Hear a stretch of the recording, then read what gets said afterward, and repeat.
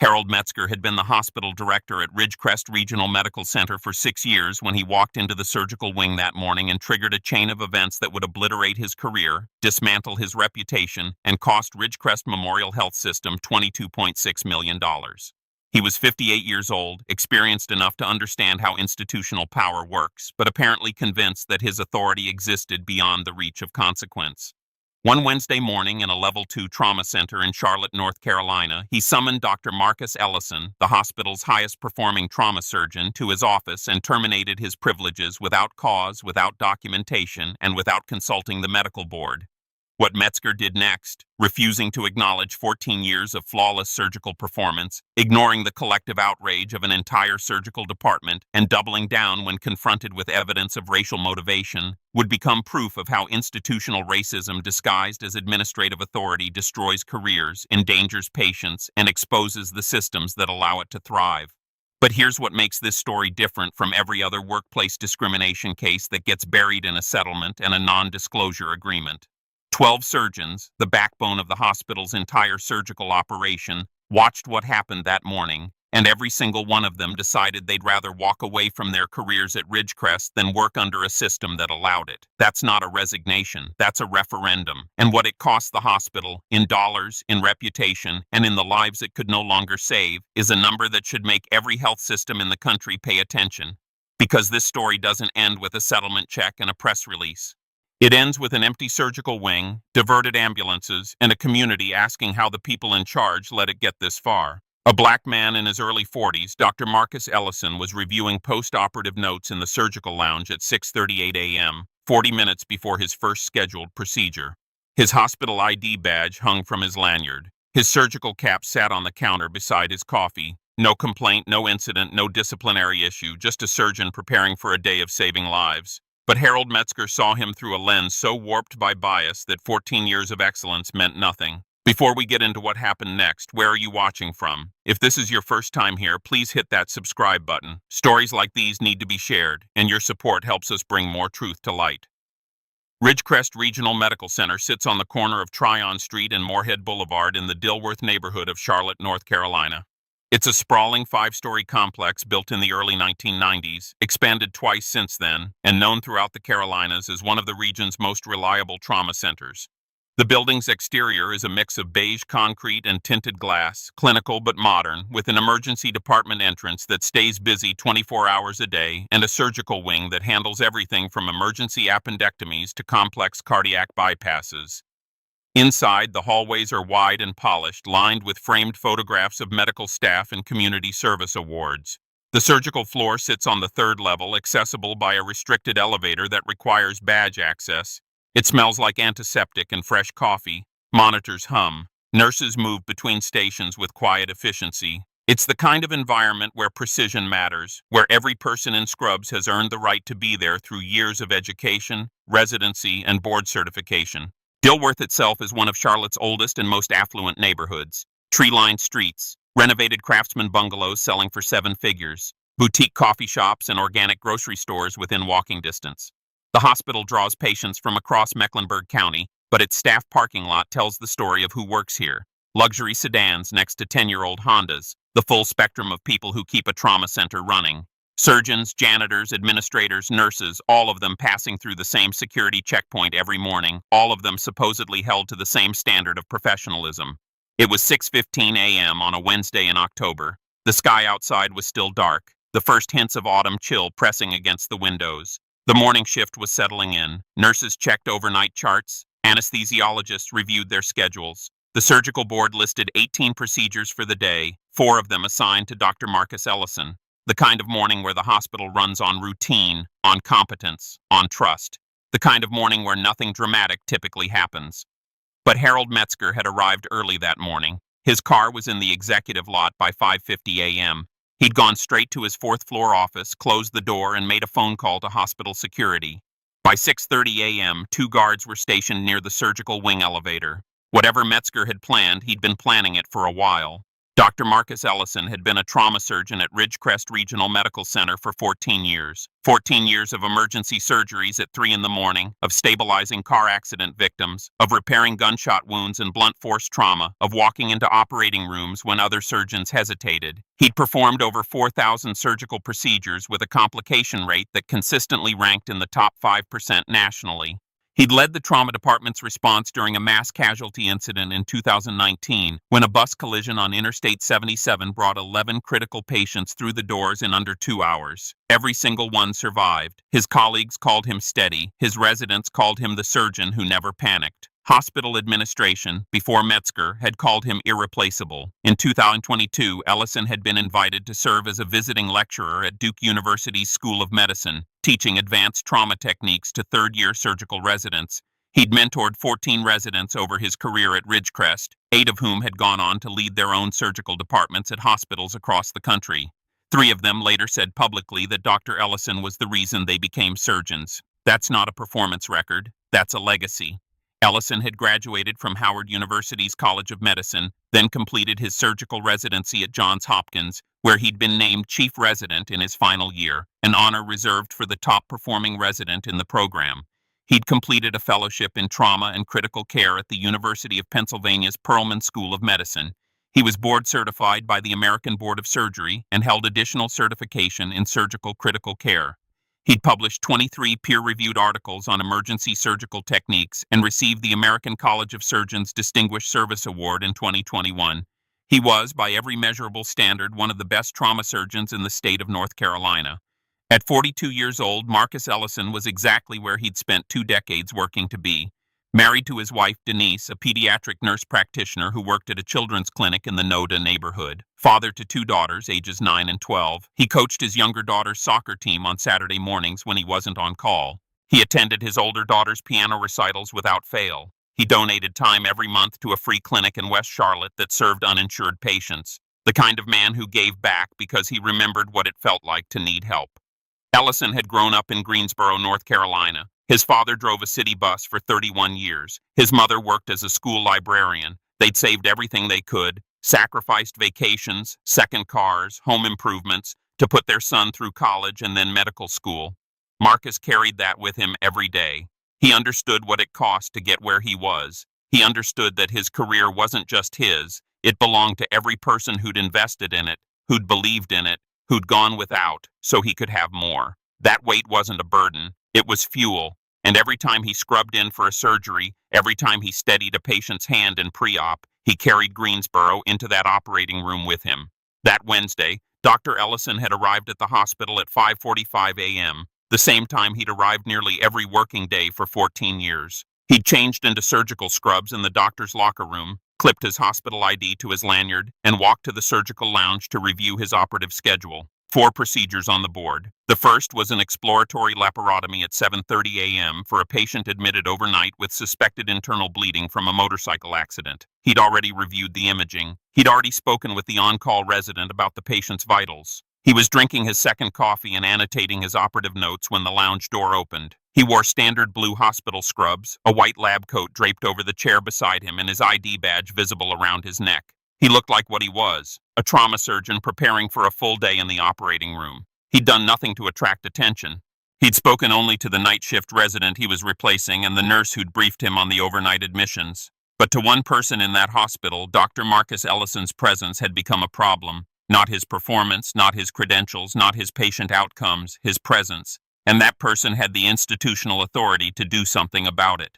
Harold Metzger was 58 years old. He'd been the hospital director at Ridgecrest Regional for 6 years, hired after a 20-year career in hospital administration across 3 different health systems in the Southeast. He was known for efficiency, for cost-cutting, for running tight operations. His board described him as fiscally disciplined. His staff described him differently. Behind closed doors, Metzger was territorial, dismissive, and deeply uncomfortable with anyone he perceived as challenging his authority. He had a particular sensitivity to physicians who commanded respect independently of his office, doctors whose reputations preceded them, whose colleagues deferred to their expertise rather than to administrative hierarchy.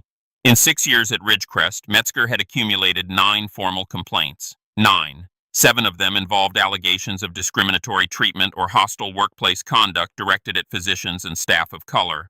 A black anesthesiologist had filed a complaint in 2020 after Metzger publicly questioned her qualifications during a department meeting, suggesting she'd been hired to fill a diversity quota.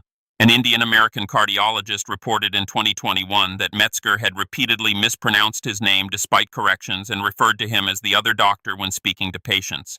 A Latina surgical nurse filed a grievance after Metzger told her she should be grateful for the opportunity to work in a facility like this. A black radiologist reported that Metzger had questioned his imaging interpretations in front of patients 3 times in 2 months, something he never did with white physicians reading the same scans. And then there was the 5th complaint, filed quietly in 2022 by a Filipino-American respiratory therapist.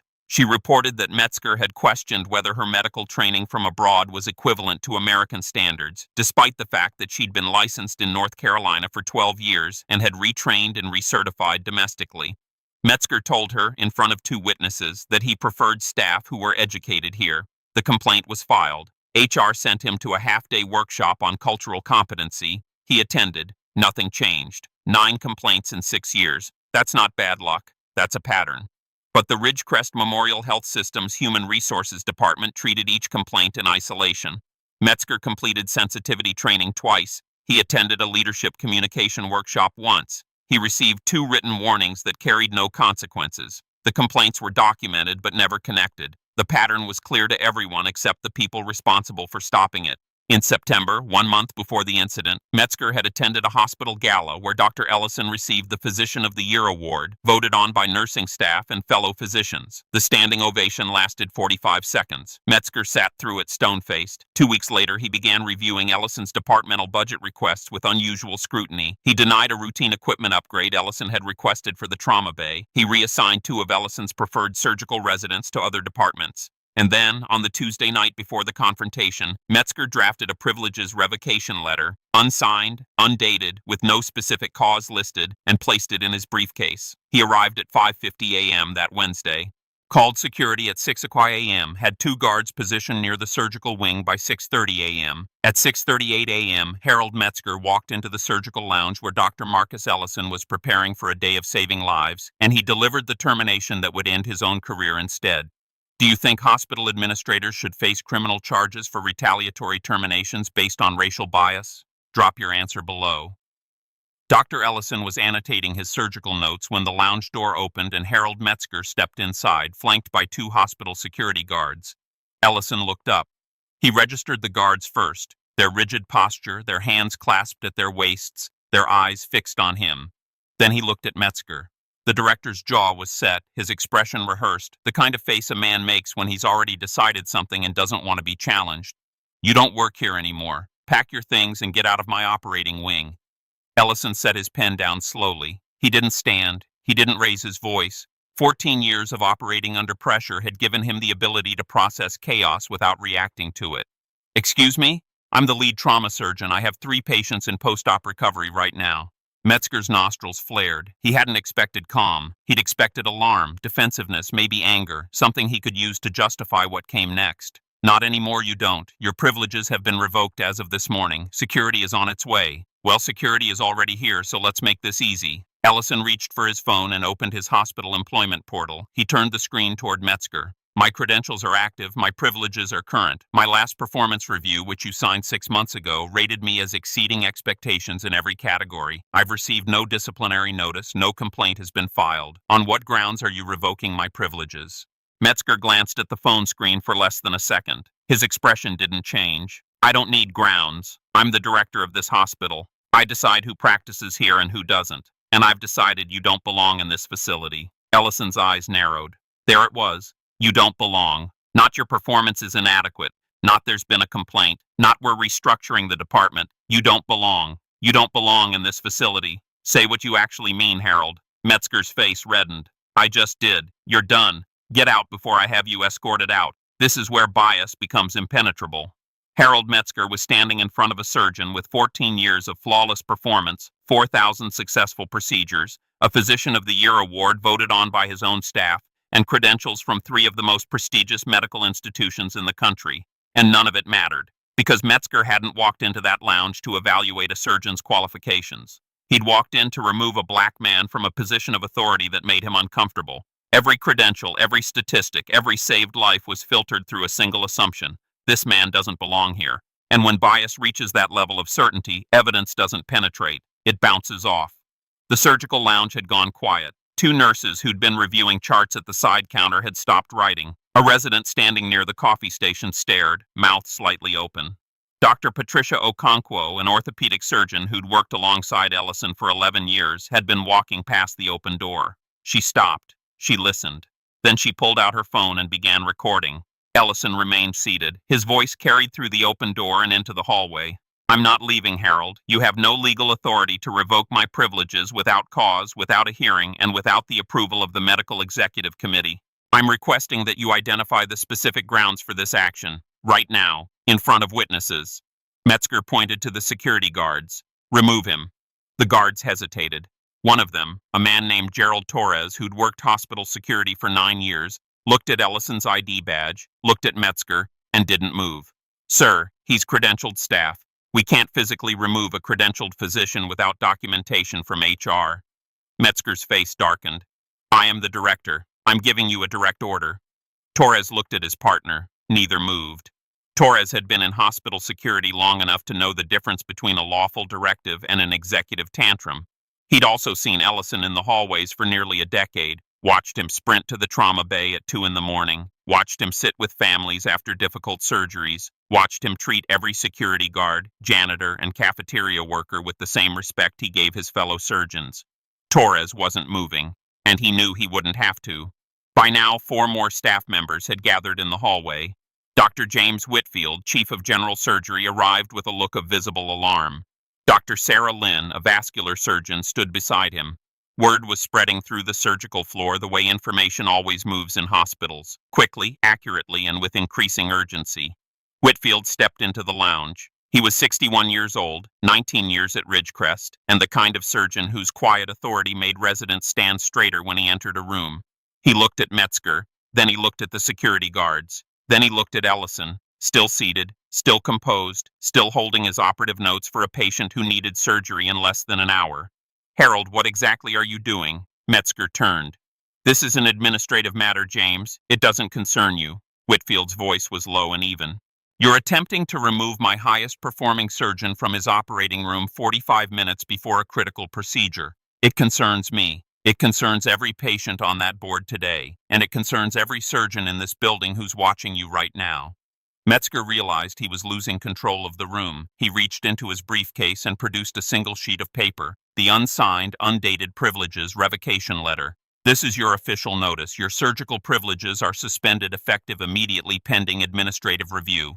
Ellison looked at the document. Unsigned, no date, no specific allegations, no reference to any hospital bylaw or medical staff policy. He set it on the table. "This document is unsigned, undated, and cites no cause. It doesn't comply with hospital bylaws, and it wasn't approved by the Medical Executive Committee. I'm staying. And I'm operating on my 7:30 patient because he has suspected internal bleeding and he needs surgery.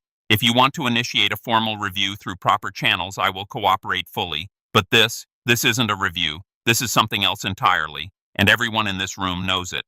The hallway behind Metzger was now lined with staff, nurses, residents, attending physicians. Some had their arms crossed, some were recording on their phones. One surgical tech, a woman who'd assisted Ellison in hundreds of operations, was crying, not from sadness, from anger. Should hospital directors be required to have medical board approval before revoking a surgeon's privileges? Let me know what you think. Dr. Catherine Hargrove, Chief Medical Officer of Ridgecrest Regional, arrived on the surgical floor at 7:04 a.m.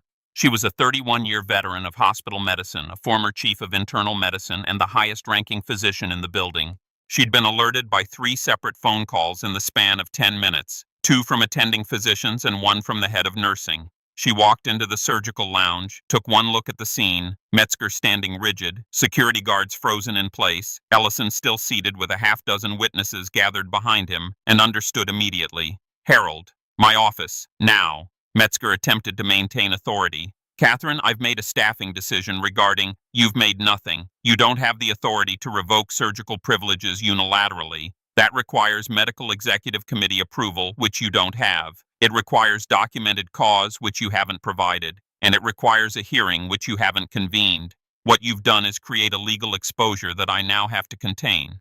Hargrove picked up the unsigned letter from the table. She read it in 4 seconds. She set it back down. "This isn't worth the paper it's printed on. Dr. Ellison's privileges are fully active. His credentials are current. His performance record is exemplary. Harold, on what possible basis did you attempt this?" Metzger said nothing. His mouth opened, then closed. For the first time, the rehearsed expression cracked. He looked at the security guards, then at the hallway full of staff staring at him, then back at Hargrove. The room was watching a man realize in real time that he had miscalculated everything: the institution's tolerance, the staff's loyalty, and the limits of his own power. "That's what I thought." Hargrove turned to Metzger with an expression that carried 31 years of authority behind it. "Your administrative access is suspended immediately. Hand your executive badge and master key card to security. You are not to enter any clinical area of this facility until further notice. HR and legal will contact you by end of day. Do not speak to staff. Do not issue any further directives. Do not contact Dr. Ellison or any member of the surgical department. Is that clear?" Metzger's hands trembled as he unclipped his badge. He handed it to Torres, the same security guard he'd ordered to remove Ellison 10 minutes earlier. For the first time, Harold Metzger seemed to understand that the authority he'd wielded like a weapon had just been taken from him. Hargrove turned to Ellison. "Dr. Ellison, on behalf of this institution, I apologize. This should never have happened. Your position is secure. Your patients are waiting. Please proceed with your surgical schedule." Ellison stood. He adjusted his lanyard, picked up his operative notes, and looked at Hargrove. "I appreciate that, Dr. Hargrove, but an apology doesn't address the pattern. 9 complaints in 6 years, 7 involving staff of color. This isn't an isolated incident. This is what happens when a system ignores a problem until the problem targets someone who won't stay quiet. I'll be contacting my attorney today." He walked out of the lounge and headed to the operating room. His 7:30 patient was waiting. As Ellison passed through the hallway, every staff member he walked by, nurses, residents, techs, fellow surgeons, nodded at him. Some reached out and touched his shoulder. No one said a word. They didn't need to. The hallway of Ridgecrest Regional Medical Center had just delivered its own verdict, and it was unanimous. The exploratory laparotomy took 3 hours and 17 minutes. The patient survived. Dr. Marcus Ellison saved another life that morning, less than 90 minutes after being told he didn't belong. Should employees who witness workplace discrimination be legally protected when they report it? Drop your answer. Within 6 hours, Dr. Okonkwo's video had exploded across social media. The footage was clear. Metzger's voice ordering Ellison out, the security guards refusing to act, Ellison's calm recitation of his credentials and rights, Metzger producing the unsigned letter. Multiple hospital staff members confirmed the account independently. By that evening, the video had been viewed over 2 million times. By the end of the week, it had passed 11 million. Hospital director fires black surgeon with 14 years of perfect record. Entire department revolts. Charlotte surgeon told he doesn't belong after 4,000 successful surgeries. 12 surgeons resign after hospital director targets black colleague. 22.6 M. Lawsuit filed. The outrage was immediate and massive. The NAACP issued a formal statement calling for a federal investigation. The American College of Surgeons condemned the action and called for Metzger's permanent removal from healthcare administration. The North Carolina Medical Board opened an inquiry into patient safety implications of the attempted termination of a credentialed surgeon without cause. Local and national news outlets ran the story for days. Commentators pointed out the obvious. If a surgeon with Ellison's record wasn't safe from racial bias in his own hospital, no one was. But the most devastating response came from inside the hospital itself. Within 48 hours of the confrontation, 12 surgeons, 12 submitted formal letters of resignation. Not just any surgeons. The chief of general surgery, 2 cardiac specialists, 3 orthopedic surgeons, the head of neurosurgery, and 4 other attending physicians who collectively represented over 160 years of combined surgical experience. Their letters were nearly identical. Each cited a hostile and discriminatory workplace environment and stated they could not in good conscience continue practicing at a facility that tolerated racial bias from its leadership. Dr. James Whitfield, the chief of general surgery who'd been at Ridgecrest for 19 years, wrote in his resignation letter, "I have watched this institution allow Harold Metzger to demean, diminish, and discriminate against colleagues of color for years. This morning I watched him try to destroy the career of the finest surgeon I've ever worked beside. I will not be here when he is replaced by someone identical. The system that hired him, protected him, and ignored 9 complaints is the system I'm leaving." Dr. Patricia Okonkwo, the orthopedic surgeon who'd recorded the confrontation, submitted her resignation with a single sentence.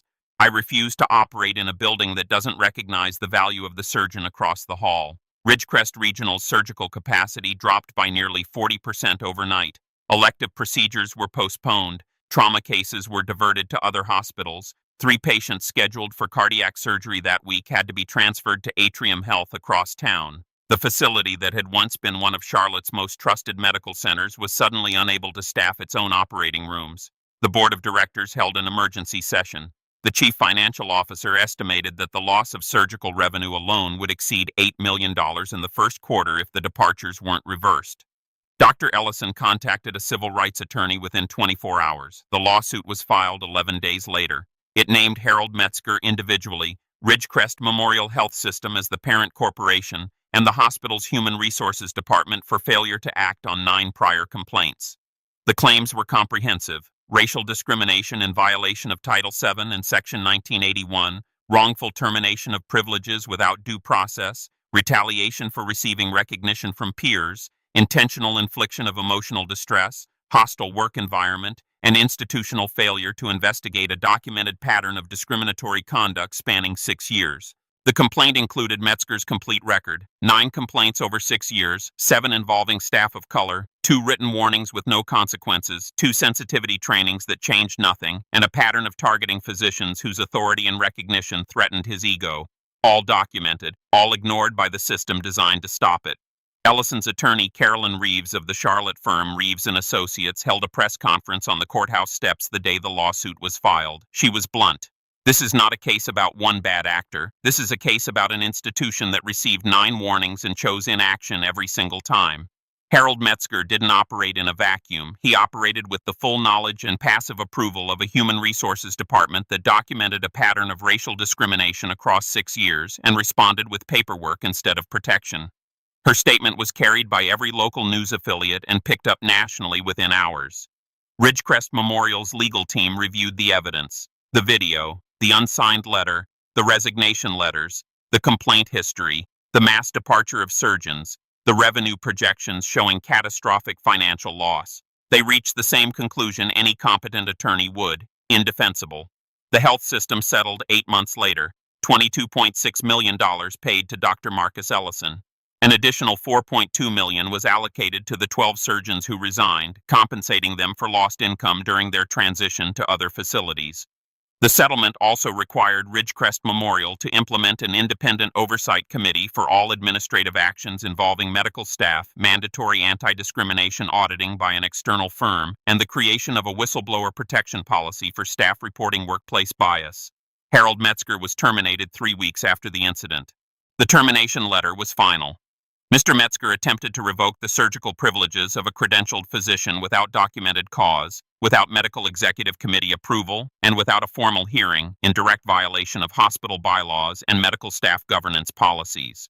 His actions exposed the institution to catastrophic legal, financial, and operational liability, resulted in the resignation of 12 surgeons, and demonstrated a sustained pattern of discriminatory conduct documented across 9 formal complaints over 6 years. His employment is terminated immediately and permanently. Metzger's name was flagged in the American Hospital Association's administrator database. His career in healthcare administration was over at 58 years old. No hospital, no clinic, no health system in the country would touch him. Recruiters who'd once courted him for director positions at facilities across the Southeast stopped returning his calls. The professional network he'd spent 26 years building evaporated in less than a month. He released no public statement. His attorney issued a single line: Mr. Metzger disputes the characterization of events but has chosen not to pursue further legal action. The silence said everything his words never would. Dr. Ellison testified before the Charlotte City Council's Health and Human Services Committee 4 months after the settlement.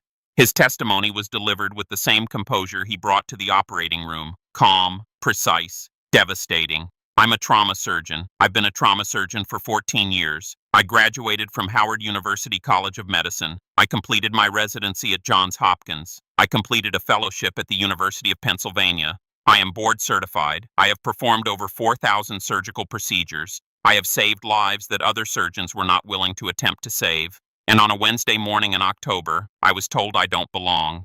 He paused. The council chamber was silent. I wasn't told my surgical outcomes were poor. I wasn't told there was a patient complaint. I wasn't told the department was restructuring. I was told by a man with 9 discrimination complaints on his record that I didn't belong in the facility where I'd spent 14 years building a career. An unsigned letter. No cause listed. Security guards sent to remove me like I was trespassing in my own operating room. Another pause. His voice carried the weight of a man who'd processed his anger and converted it into something harder. Clarity. 9 complaints in 6 years, 7 involving staff of color. That's not bad luck. That's not a series of misunderstandings. That's a pattern. And the institution documented every single one of those complaints and did nothing. 2 written warnings, 2 sensitivity trainings. 9 complaints later, the same man was still making decisions about who belongs and who doesn't. His voice strengthened. $22.6 million is a significant number. It's accountability. But it doesn't give me back the morning I sat in that lounge and was told my 14 years of work meant nothing. It doesn't undo the message it sent to every black physician, every black nurse, every black medical student who heard about this and thought, if it can happen to him with those credentials in that hospital after 14 years, what chance do I have? He paused again. When he continued, his voice had dropped. My 12-year-old daughter saw the video. She watched her father get told he doesn't belong in the building where he saves lives. She asked me if it happened because we're black. I told her the truth. I said yes, and then I had to explain to a child why a man with the power to fire people used that power against her father for no reason other than the color of his skin. No parent should have to have that conversation, but black parents have it every day. I just never thought the example would be me, standing in my own surgical lounge, holding my own credentials, being told I don't belong. He looked directly at the committee members. If this can happen to a board-certified trauma surgeon at a level 2 trauma center with 4,000 successful procedures, what happens to the resident who hasn't built a reputation yet? What happens to the nurse who doesn't have a video? What happens to the medical student who gets told they don't belong and has no one to call? That's the question this settlement doesn't answer. He let the silence hold for 3 full seconds before he continued. I went back to the operating room that same morning. 90 minutes after being told I didn't belong, I opened up a 26-year-old man's abdomen and stopped internal bleeding that would have killed him by noon. I saved his life. And I did it in a building where the director had just told me I had no right to be. That's who I am. The question is, what kind of institution lets a man like Harold Metzger decide who gets to save lives and who doesn't? The chamber was silent. Should healthcare institutions face automatic federal civil rights audits after 3 or more discrimination complaints? Drop your answer. This wasn't just about one hospital director or one surgeon or one Wednesday morning in Charlotte. This was about a healthcare system that allowed a man with 9 discrimination complaints to retain the authority to decide which physicians belong and which don't. Harold Metzger's record told the story his institution refused to read. 9 complaints over 6 years, 7 involving physicians and staff of color, a black anesthesiologist publicly humiliated, an Indian American cardiologist disrespected, a Latina nurse condescended to, a black radiologist undermined in front of patients, a Filipino American therapist told her foreign education wasn't good enough. The pattern was unmistakable. But Ridgecrest Memorial treated each incident in isolation, never connecting the dots, never acknowledging the thread that ran through every single complaint.